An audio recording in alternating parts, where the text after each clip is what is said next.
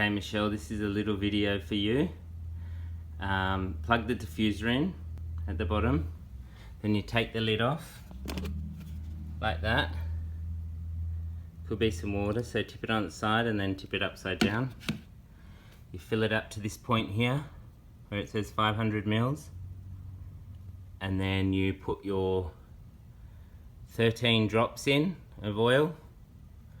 Put the lid back on.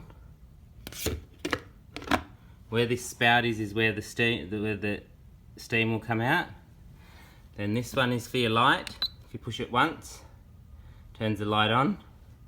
This one here is your mist. If you push it once, 60 minutes. Push it again, 120 minutes. Push it again, 180 minutes. And if you push it and it says on, it'll stay on until it runs out of water. If you want to turn it off, or if you want to put it on a higher steam, you push the high-low button. Okay, it beeps twice. And then if you would like to turn it off, you push the mist button, push and hold it till it beeps, and the light button, push and hold it till it beeps. So you can have the light on only, or you can have the light and the mist, or the mist only.